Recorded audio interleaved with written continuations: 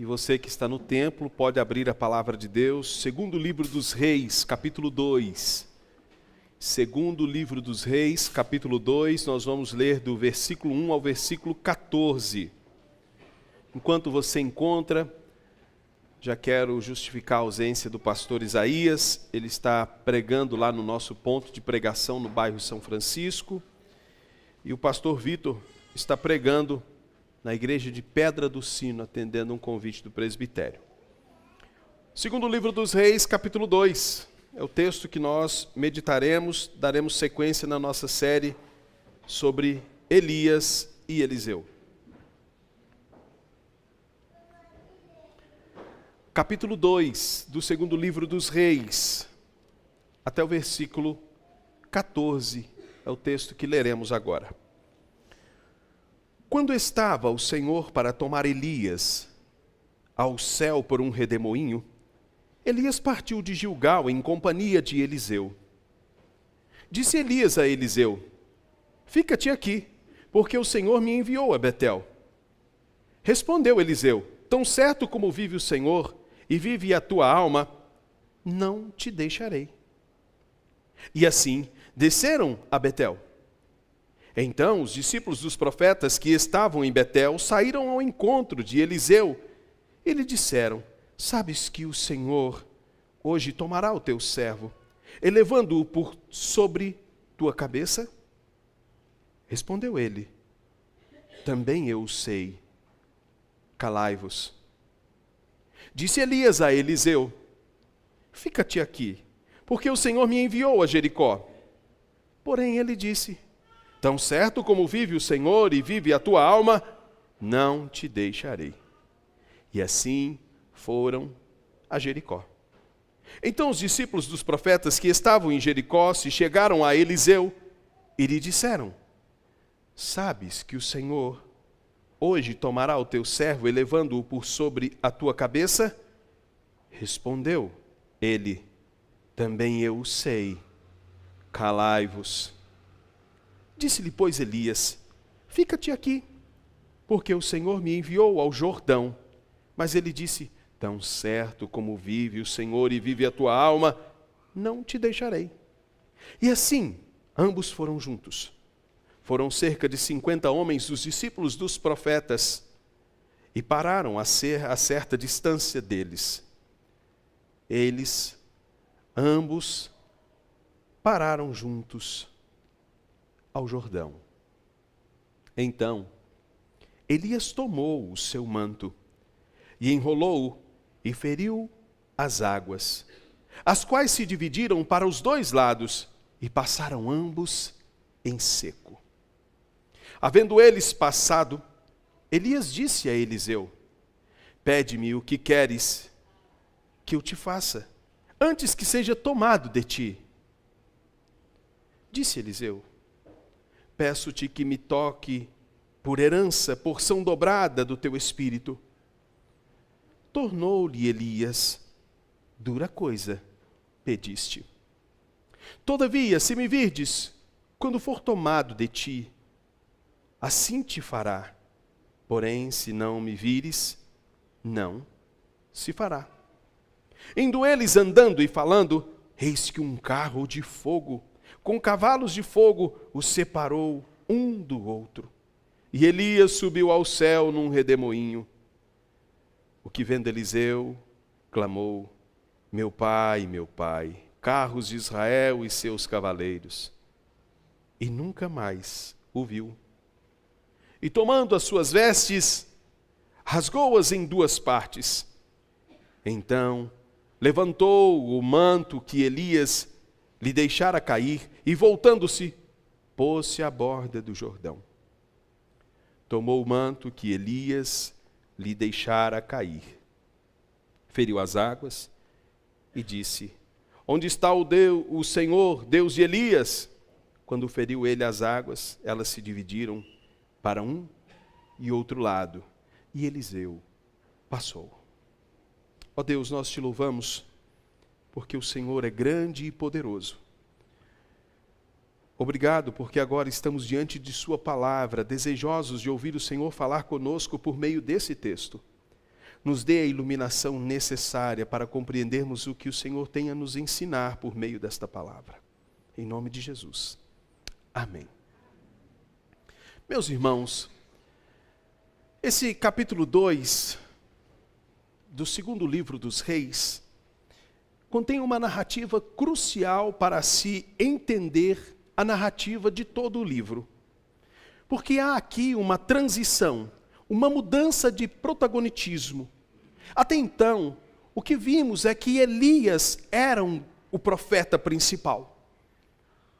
E de fato, Elias assumia o protagonismo até aqui na altura dessa narrativa.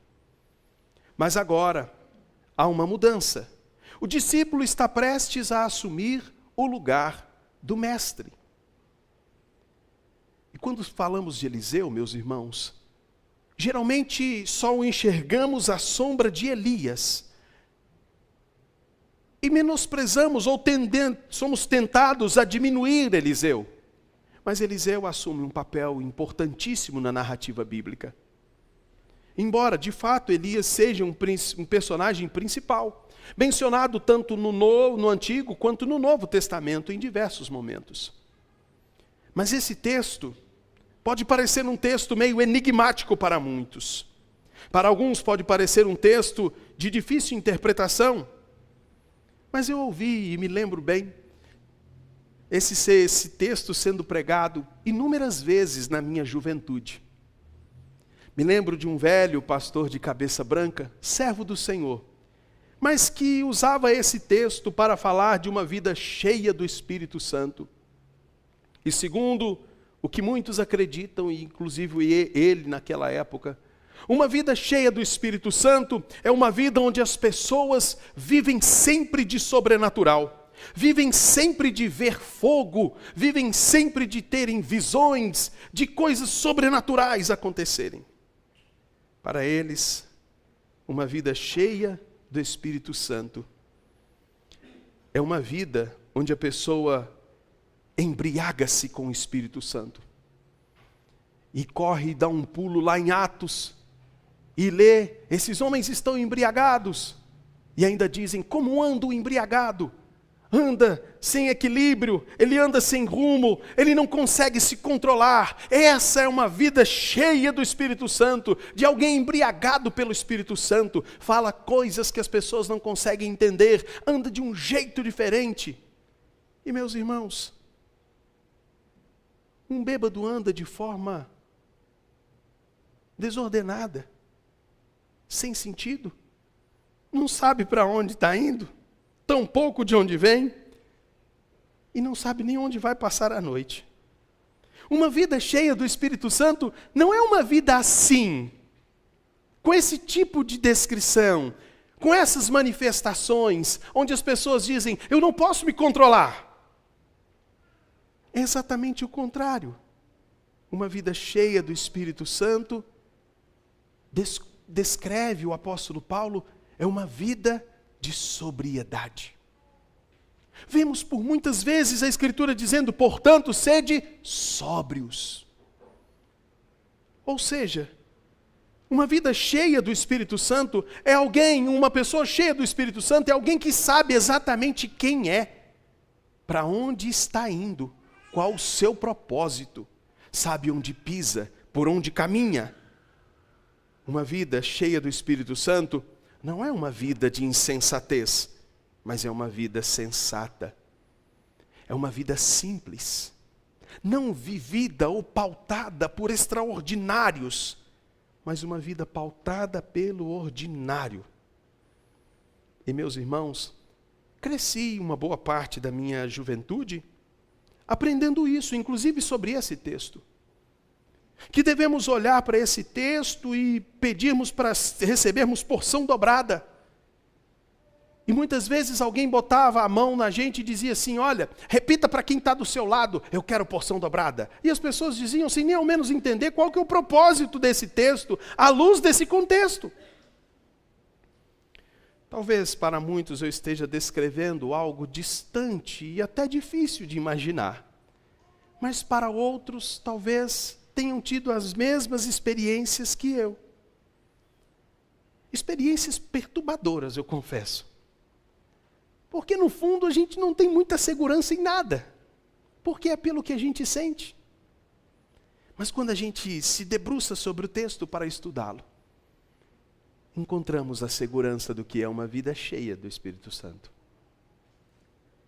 Porque, meus irmãos, à luz desse contexto, essa passagem é extremamente importante.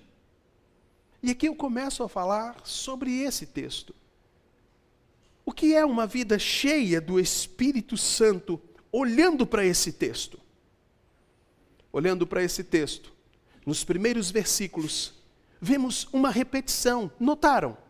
Muda o lugar, mas repete a mesma coisa. Vou descrever para você o cenário. Primeiro, menciona-se Gilgal. Depois passa para Betel. Vai indo assim até chegar no Jordão. Quem está na cena? Elias, Eliseu e discípulos. E o que acontece? Elias diz assim, fica aqui. Não me acompanha não, Eliseu. Eliseu diz, eu vou. Eu estou indo. Os profetas, os discípulos, chamam Eliseu. Você sabe que o Senhor vai levar Elias, não sabe, Eliseu? Muda de lugar. Elias, Eliseu, fique aqui, não me acompanhe. É como se fosse assim, Eliseu, na hora que eu for embora, eu não quero que você esteja perto. Eu quero partir sozinho. E Eliseu está dizendo, de jeito nenhum. Eu vou junto com o Senhor. Eu vou estar com o Senhor. E os discípulos, já que os dois estão indo, o mestre está indo, o discípulo também, nós vamos atrás. O que é uma vida, portanto, meu irmão, cheia do Espírito Santo? Eliseu já nos aponta para o que é uma vida cheia do Espírito Santo. E eu quero voltar com você, quero convidá-lo a ir comigo em 1º livro dos Reis, capítulo 19, versículos 19 a 21.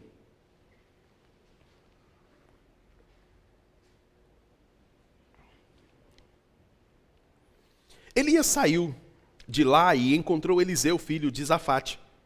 Ele estava arando com 12 juntas de bois e estava conduzindo a 12ª junta.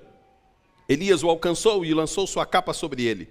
Eliseu deixou os bois e correu atrás de Elias. Deixa-me dar um beijo de despedida em meu pai e minha mãe. Disse ele, então irei contigo. Vá e volte, respondeu Elias, pelo que eu lhe fiz. E Eliseu voltou, apanhou a junta de bois e os mortos, queimou o equipamento de arar para cozinhar a carne e deu ao povo, e eles comeram. Aqui, meus irmãos, no 1º livro dos Reis, capítulo 19, nós temos o chamado de Eliseu. Eliseu está trabalhando. Eliseu está arando a terra. Eliseu está trabalhando com 12 juntas de bois. Há quem diga que Eliseu, a sua família, tinha uma condição financeira razoável, melhor um pouco, pelo número de juntas de bois, por estar arando uma terra que pertencia à sua família, talvez. Mas isso não é o mais importante do texto. Observe que Elias chega e ele está trabalhando. Ele está arando a terra. Ele está cumprindo aquilo que ele deveria cumprir como filho. E Elias chega e faz o quê? Joga uma capa sobre ele. E isso é suficiente. É suficiente para ele deixar as juntas de boi e falar, vou lá despedir do meu pai e da minha mãe. E ele volta. E o arado, ele usa para fazer o primeiro churrasco comunitário evangélico, por assim dizer. Ele mata para a turma ali, acabou, não tem mais arado. Esse negócio de arar a terra não pertence mais a Eliseu. Por quê? Porque Eliseu foi chamado por Deus para ser o sucessor de Elias. Note, Eliseu não disse assim, arando a terra, vixe que trabalho duro. Quem sabe ser profeta é um pouco melhor. Esse negócio de arar a terra não é bom. Estou querendo ser profeta. Não parte dele. É um chamado de Deus para ele. Eliseu responde ao chamado de Deus de forma obediente. E sabendo que era ele agora o sucessor de Elias, o que Eliseu faz? Ele não desgruda de Elias. Nem Elias mandando. O que é, portanto, diante de tudo isso, uma vida cheia do Espírito Santo? É uma vida cheia de convicção. é uma vida cheia de convicção. Alguém cheio do Espírito Santo não é alguém que anda em dúvida. Não anda em dúvida com relação a quem é o Senhor. Ele tem a convicção de quem ele é, quem o chamou e o que ele precisa fazer. Ele não fica por aí dizendo, olha, eu preciso ver um sinal, eu preciso arrepiar um pouco, quem sabe eu preciso chorar para saber que Deus de fato está falando comigo. Ele não está buscando alegria na oração, ou estou orando de forma alegre, ou não estou chorando mais na oração, eu acho que Deus não anda me ouvindo. Ele não está buscando sinais, é uma vida de convicção. Ele ora, apesar de não haver sinal nenhum. Ele serve a Deus, apesar de nunca ter visto nada. Ele diz que o Senhor cura, mesmo que ele nunca tenha visto um paralítico andar. Ele diz que o Senhor ressuscita, sem nunca ver um morto levantar. Baseado em quê? Nas suas experiências pessoais? Não. Na convicção. Por que você acredita assim? Porque a Escritura diz. Isso é ser cheio do Espírito Santo. Ele não anda perdido, vagando. Ele tem certeza. Ele tem convicção do que precisa ser feito. E a pergunta que não quer calar: de onde vem essa convicção? Porque você pode estar no seu banco aí pensando, ok, chegou Elias. Poxa, chega Elias com uma capa, joga em Eliseu.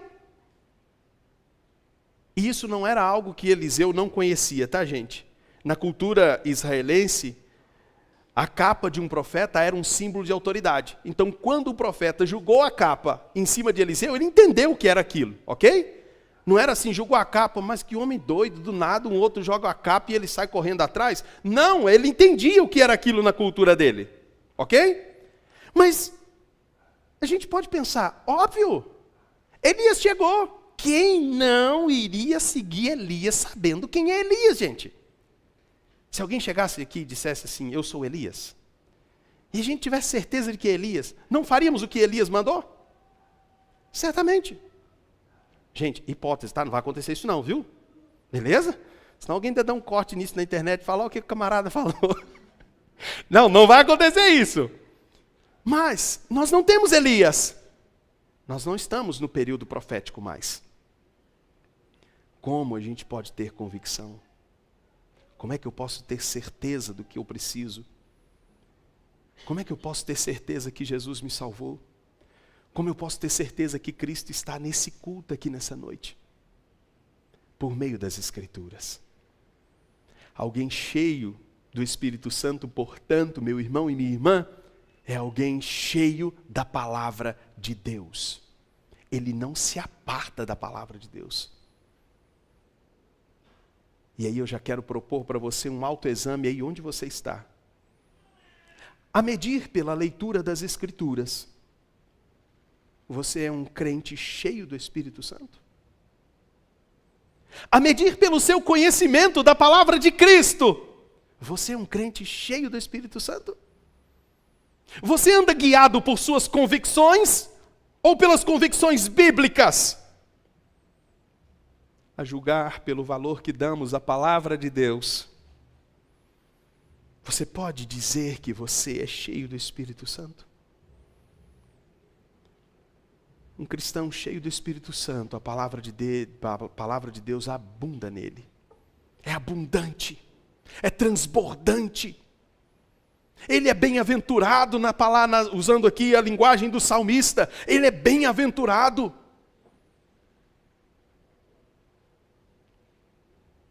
Consegue perceber que muitas vezes nossos medos, incertezas, partem exatamente da nossa negligência quanto à palavra de Deus?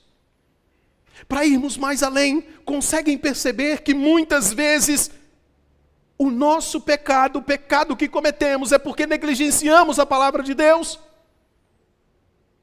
Consegue perceber que o chamado de Deus para nós nesta noite, para nos enchermos do Espírito Santo, não é para vermos coisas, não é para sentirmos coisas, Não é para saltarmos, pularmos, mas é para voltarmos correndo para as Escrituras.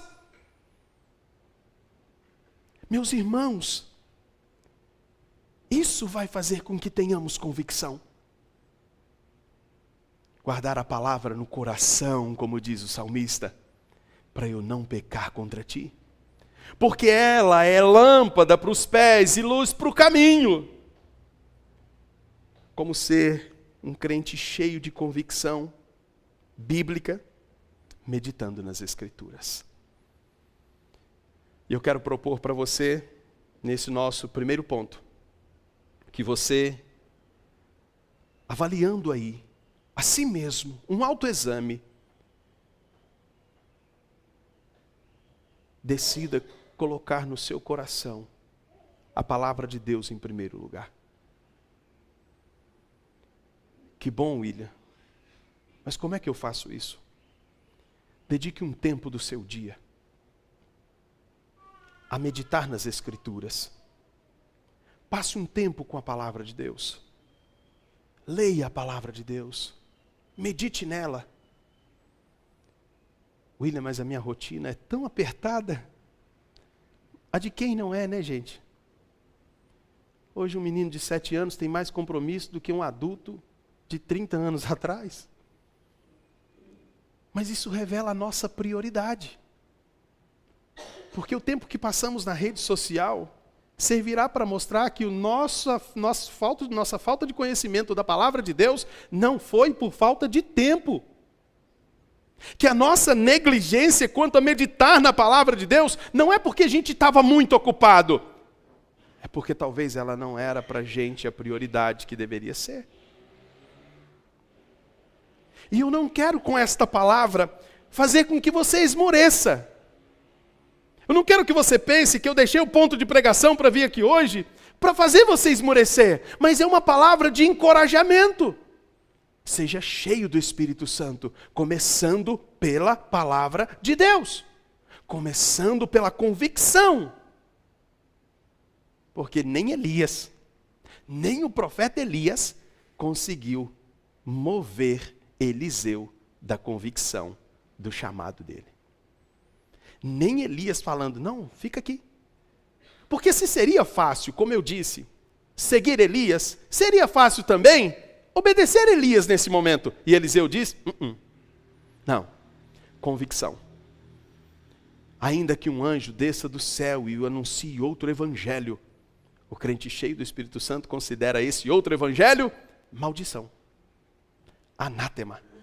O apóstolo Paulo se coloca, ainda que eu anuncie outra coisa.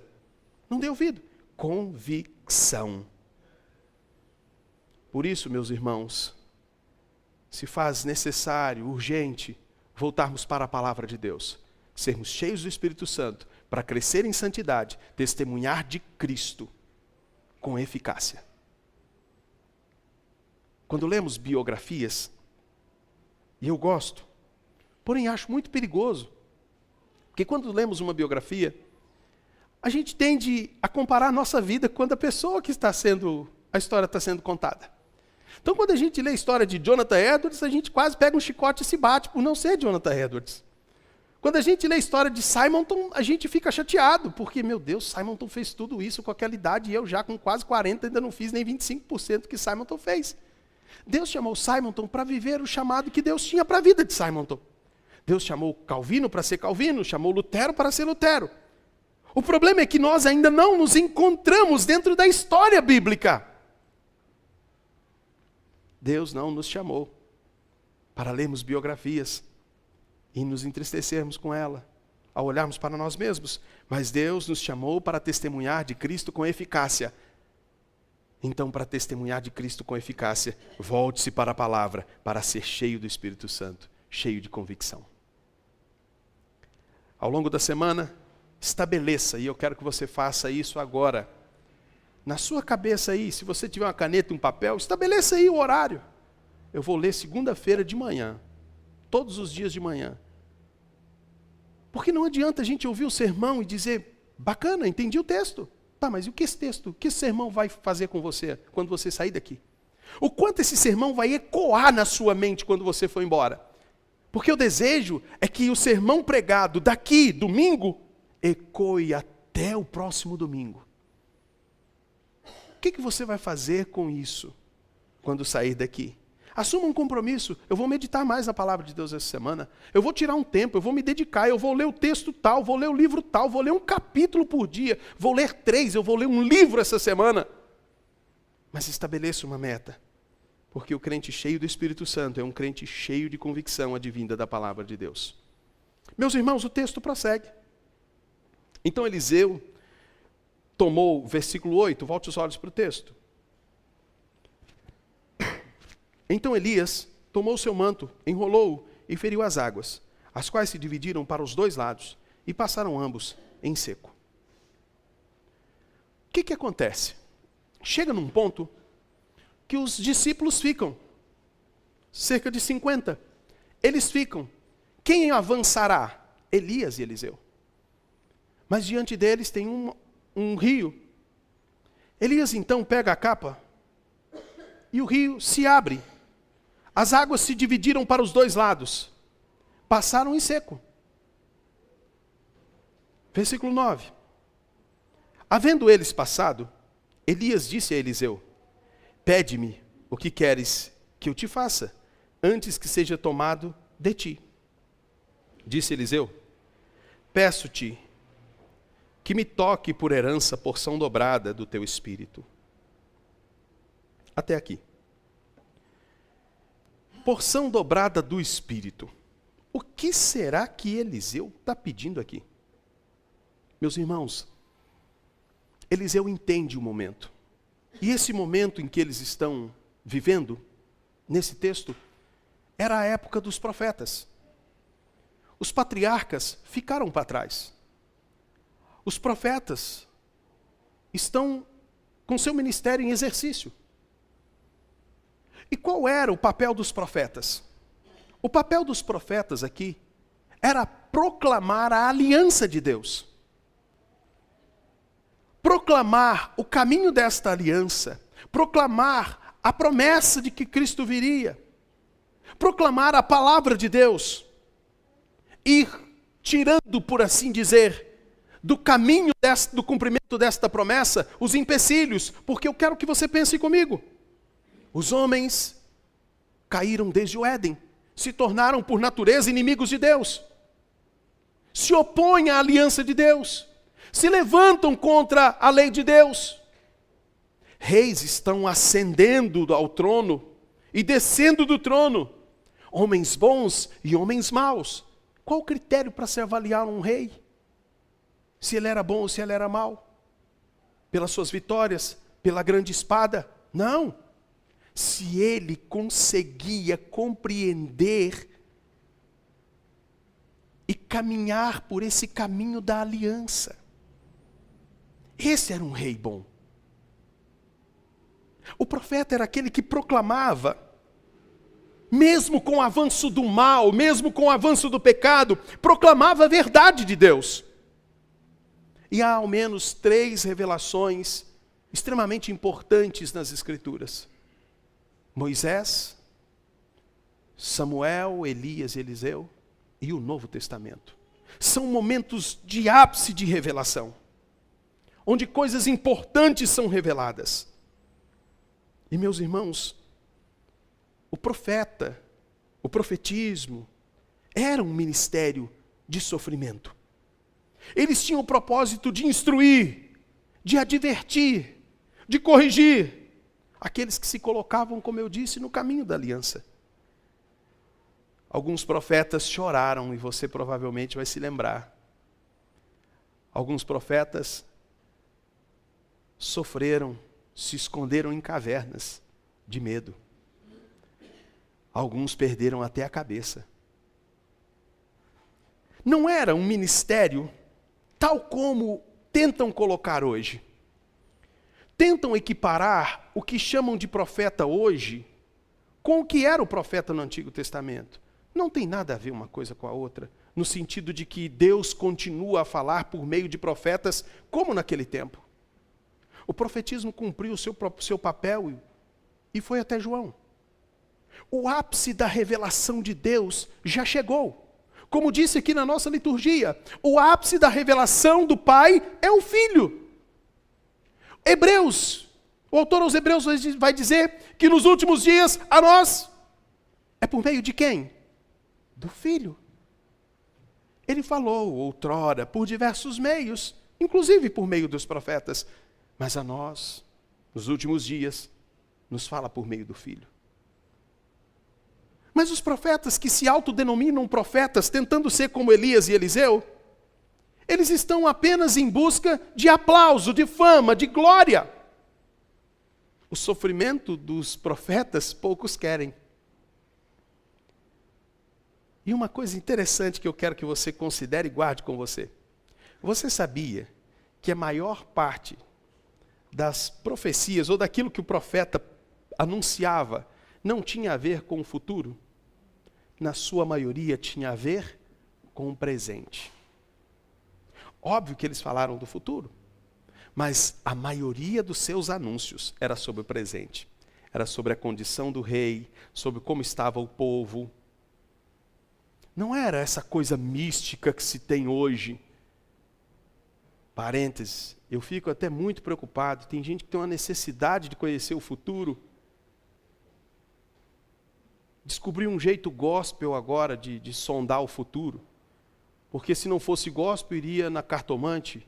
Agora é gospel, procura alguém que diz que fala em nome de Deus, que profetiza. Meus irmãos, não é sobre o futuro, é sobre o presente. Nós não precisamos ficar ansiosos pelo dia de amanhã, porque basta a cada dia o seu mal. Eu não preciso saber o que vai acontecer amanhã, embora a Escritura diga, não o que vai acontecer na minha vida amanhã, mas a história da redenção nos foi revelada por meio do Filho. A gente não anda por aí, olhando para o céu, vendo lua de sangue e ficando doido. E dizendo, corre aqui, que está um sinal diferente. O que aconteceu? Nasceu um bezerro com 2 cabeças. É qualquer coisa, menos problema genético. Nós não precisamos disso, meus irmãos. O ministério profético do Antigo Testamento não tinha a ver com essas coisas. Tinha a ver com o caminho da aliança. Não era algo prazeroso, vantajoso. Era algo sofrível. E Eliseu não foge dele. Eliseu poderia dizer assim, eu cá com as minhas 12 juntas de boi, então é bem. Continuar arando minha terra, ficar com meu pai e minha mãe. Não. Ele vai fazer aquilo que o Senhor quer. E ele entende que aquilo que estava acontecendo era necessário para dar continuidade nesse ministério. Elias estava indo embora. Mas a obra de Deus avançaria. Eu quero que você pense, quantos homens de Deus já passaram pela história da igreja? Homens extremamente importantes que contribuíram tanto. Eu mencionei alguns aqui. Parênteses, eu aqui com a minha cabeça, se eu pudesse voltar no tempo, eu queria bater um papo com Calvino. E falar, me explica algumas coisas que você escreveu, que eu tenho tanta dificuldade. Queria bater um papo com Lutero. Queria conversar com Simonton. Eu não posso. Esses homens foram importantes na história da igreja. Eles passaram. E a igreja continua. Quantos homens passaram por esse púlpito? Quantos homens anunciaram a palavra de Deus aqui em Ouro Branco? Alguns se foram. Alguns morreram. E a igreja continua avançando. A sucessão, ela acontece. E é necessária. Porque não há nenhum homem maior do que o povo de Deus. Ninguém é mais importante do que a noiva de Cristo. Os líderes vão passar. Eu torço, peço ao Senhor que me conceda o privilégio, se Ele não voltar até lá, de ficar velhinho e me assentar e ouvir os meninos que estão vindo depois da gente. Os que hoje a gente tem que carregar no colo, vê-los pregar amanhã, porque homens passam e a igreja avança. Porque o povo de Deus é mais importante do que qualquer homem. Eliseu entendeu isso. Era necessário dar continuidade na obra.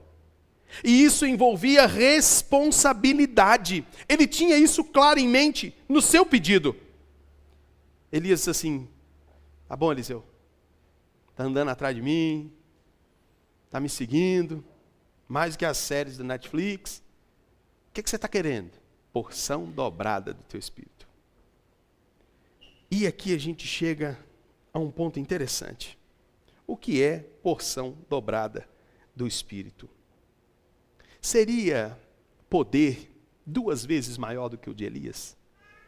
Será que Eliseu está pedindo assim: eu quero ser maior do que você, Elias? Estou te acompanhando, eu quero que o Senhor me honre mais. Porque cada milagre que você fez, eu quero fazer em dobro. Embora de fato Eliseu tenha feito mais. Mas será que é isso que ele está pedindo? Eu quero fazer mais, eu quero ser maior? Certamente que não, meus irmãos. Deuteronômio capítulo 21, versículo 17. Deuteronômio 21, versículo 17.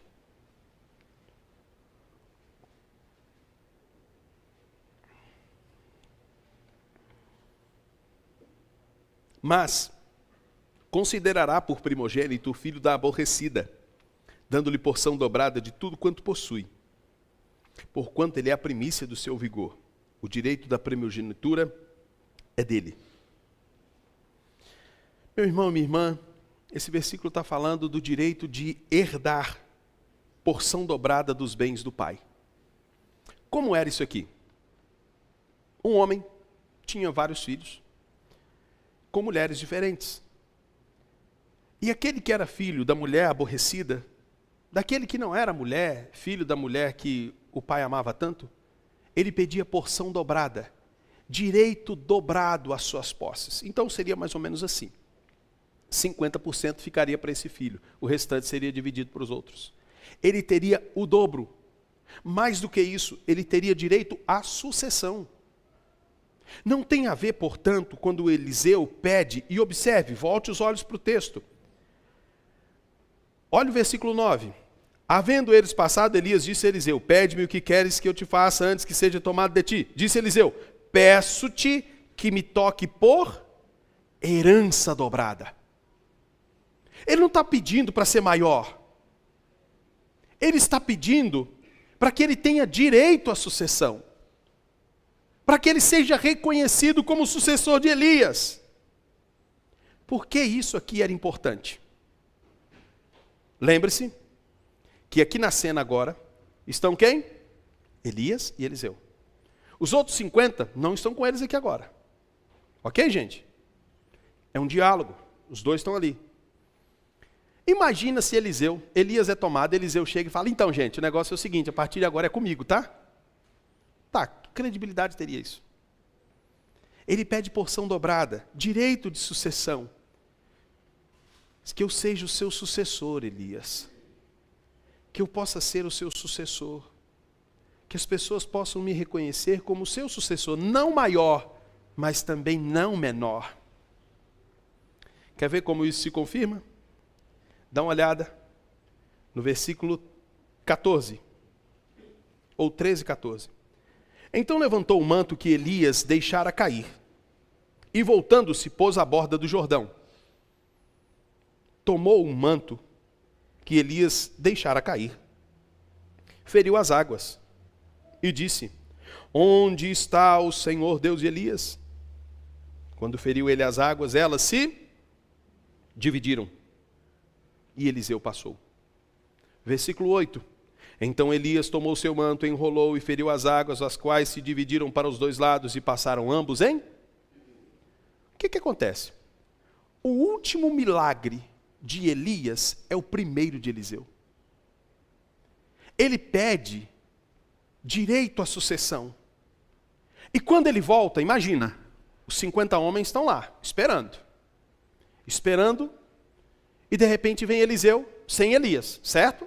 Elias foi embora, foi arrebatado, foi no carro de fogo, cavalo de fogo. Foi levado de uma forma sobrenatural. Agora ele chega E o milagre que os homens viram Elias fazendo, eles veem quem fazendo? Eliseu. Quem é o sucessor de Elias então? Eliseu. Reconhecidamente o sucessor de Elias. Eliseu não está pedindo para, Elias, me honre aqui, tá? Me honra diante dos homens.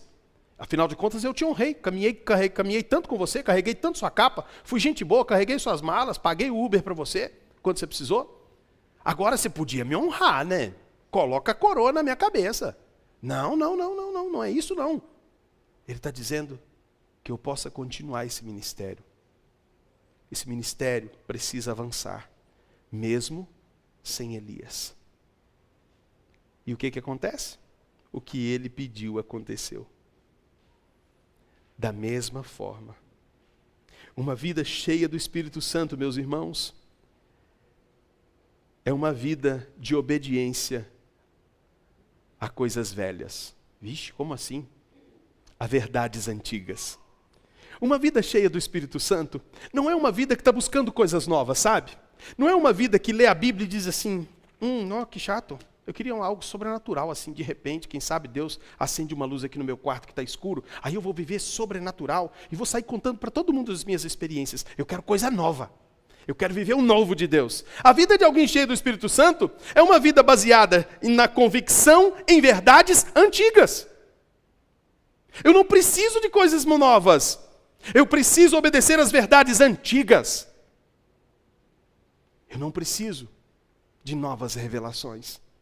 Eu preciso obedecer à revelação que já existe. Eu não preciso experimentar coisas novas para crer. Eu não preciso querer ser maior do que ninguém. Eu preciso, com base na convicção, obedecer essa verdade, trilhar esse caminho onde gigantes já passaram.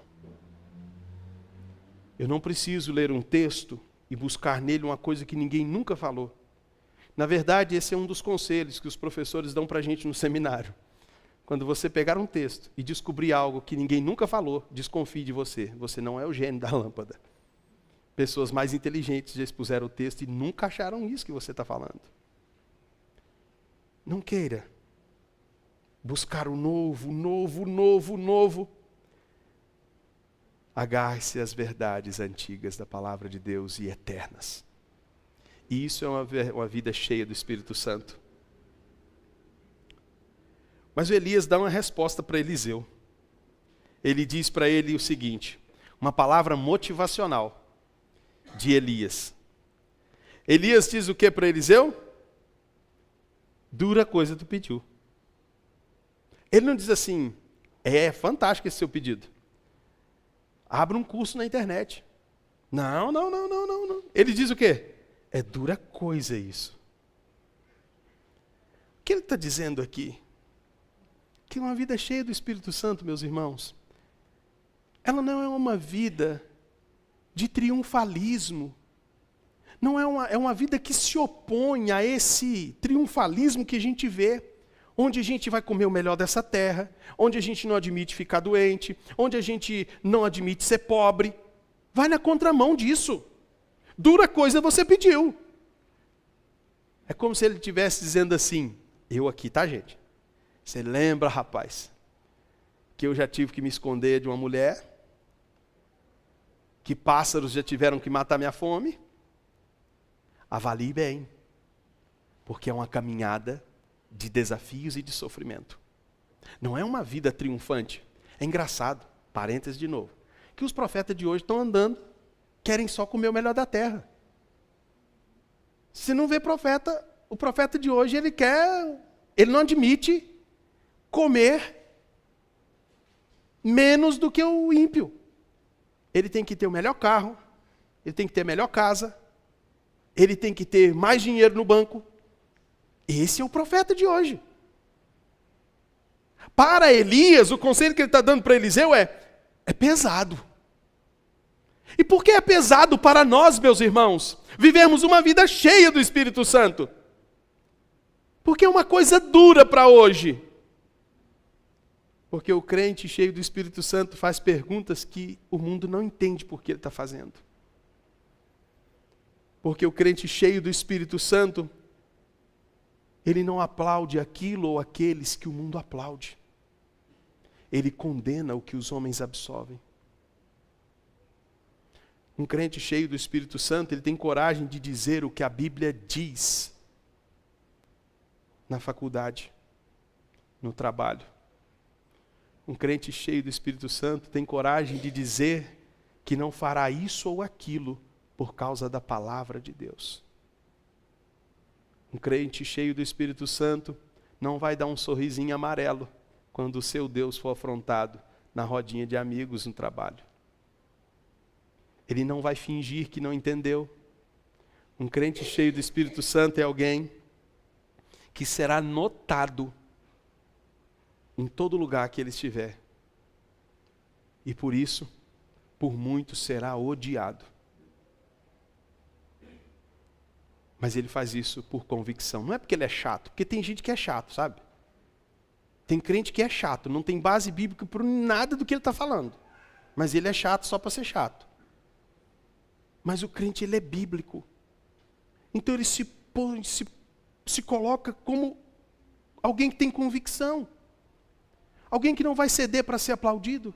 Alguém que vai dizer, não, isso não está certo, porque a Bíblia diz, não é porque eu acho, e eu acho que tem que ser assim. Mas o que será que motivou Eliseu a entrar numa dessa? Provavelmente alguém diria, Eliseu, sai fora que é cilada. Você vai cair. Mas o que motivou? A vida que ele viu Elias vivendo e o fim de Elias. Ele viu Elias sendo tomado pelo Senhor. Então, meus queridos adolescentes e jovens que me ouvem nessa noite, eu sei que vocês sofrem uma pressão danada aí fora para ser igual a todo mundo, para pensar a mesma coisa sobre sexualidade, para tratar a vida profissional como prioridade absoluta na sua vida. Eu sei que vocês sofrem pressão para serem relativistas.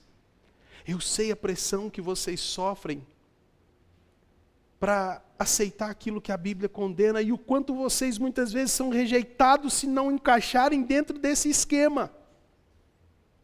Mas eu quero que vocês olhem para as promessas de Cristo.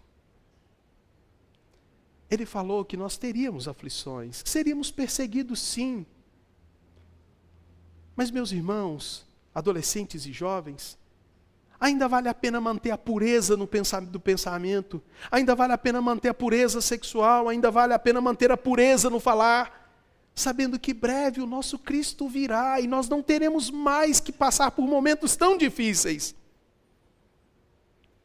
Olhem para Cristo, porque Ele voltará para nos buscar. Homens e mulheres, adultos e mais experientes, eu sei o quanto é difícil a gente ser cristão nesse mundo, onde tudo é dinheiro, onde tudo é sexualidade, onde tudo é relativo, onde os casamentos se tornaram descartáveis. Termina da hora para outra e joga tudo no lixo. E a vida que segue, né? Não é assim que dizem? É difícil nos posicionarmos como cristãos. Mas é o que Deus espera que você faça. No seu trabalho, na sua casa. Você consegue perceber, assim como eu, a necessidade que eu tenho de ser mais cheio do Espírito Santo para passar por essas coisas e testemunhar de Cristo com eficácia? Você consegue perceber a sua necessidade também? A necessidade de ter cada vez mais convicção, a necessidade de obedecer verdades tão velhas e eternas, mas contentar-se com isso e se alegrar por isso e manter uma postura firme durante o tempo da nossa peregrinação? Porção dobrada não é para a gente ser maior do que ninguém. É para a gente prosseguir a obra que Deus tem com o seu povo. E deixa eu te contar para a gente finalizar. Eliseu, por causa de Deus e do seu povo, não se preocupou com a sua vida. Que você pense mais em Deus e no seu povo, mais do que na sua vida. Porque às vezes a gente é tentado a pensar só na gente. Deus é como se fosse o nosso Superman particular. Está pronto para servir a nossa vida. Mas às vezes a nossa vida não está pronta para servir a Deus, tampouco ao seu povo. Curve sua cabeça. Tenha um momento de oração com o Senhor. Se você, assim como eu, sentiu-se em muitos momentos constrangido por esta palavra, peça perdão ao Senhor. Confesse a Ele que tem sido muitas vezes negligente, não tem meditado nas Escrituras, não tem tido firmeza, não tem sido luz nesse mundo que jaz em trevas, não tem sido sal. E peça ao Senhor que te ajude. E assuma hoje posturas desafiadoras como a de Eliseu. Quanto à palavra de Deus, quanto à mudança no comportamento. Fale com o Senhor em oração.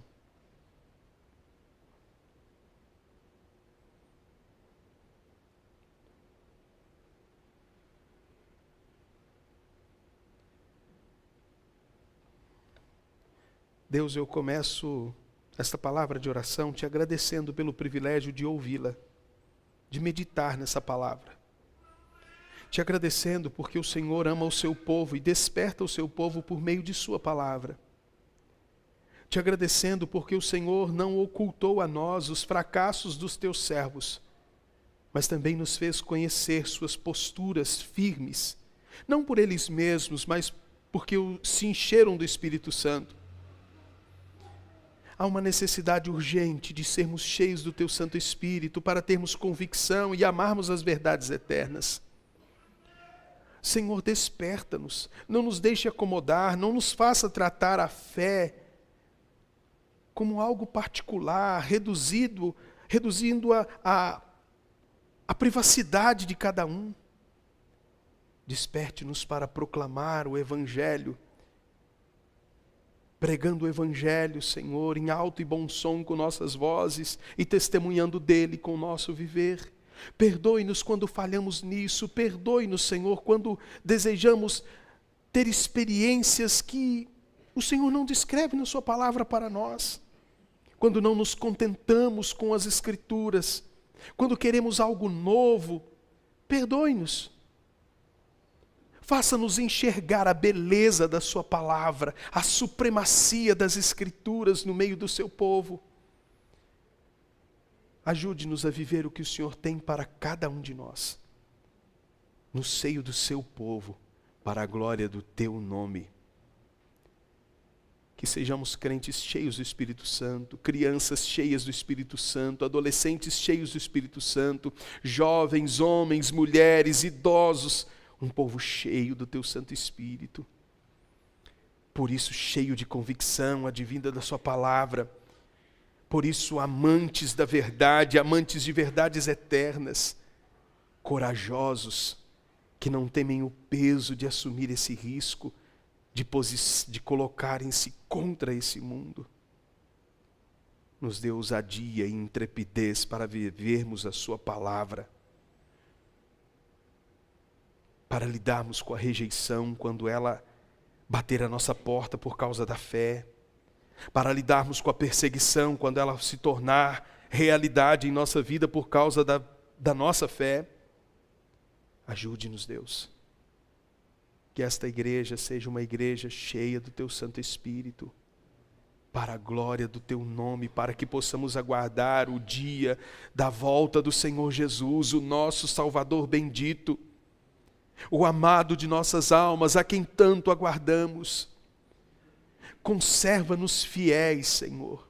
Livra-nos de tropeçar e de envergonhar o Teu nome. Tenha misericórdia de mim e dos meus irmãos. Te pedimos isso nesta noite, para a glória do Teu nome. Amém. Amém, meus irmãos. Que o Senhor os abençoe e conceda a cada um uma semana abençoada, uma semana com um propósito firme de encherem-se do Espírito Santo. Deus os abençoe.